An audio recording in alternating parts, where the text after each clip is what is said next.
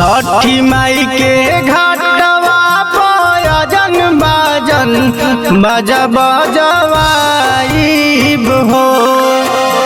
छठी माई के घाटवा पयजन बाजन बाजा बजवाइब हो।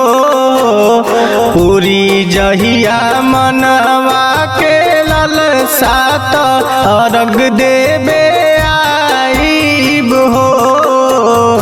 पूरी जहिया मनवा के ललसा त अर्घ देबे आइब हो।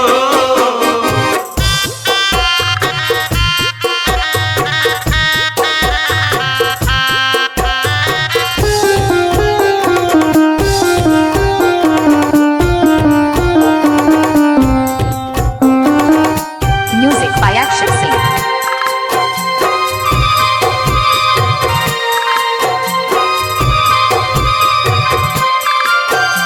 एक ही बायास माई तुहरे पलाग ताना सुनी सुनी माई भइल बानी पागल। बाझिन के नमावा मिटई तू त अर्घ देबे आइब हो। बाझिन के नमावा मिटई तू त अर्घ देबे आइब हो। पूरी जहिया दिलावा के ललसा त कोसी भरवाइब हो।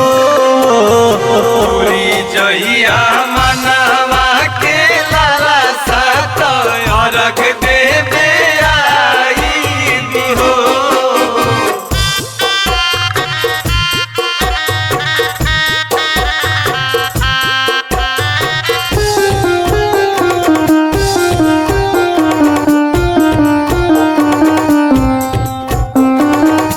Music by Akshay Singh.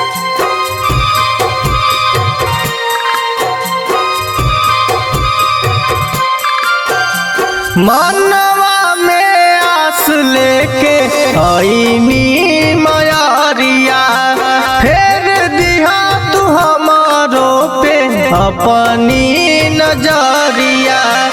ऐसन सुनर फल पाइब त सूरज गोहराइब हो।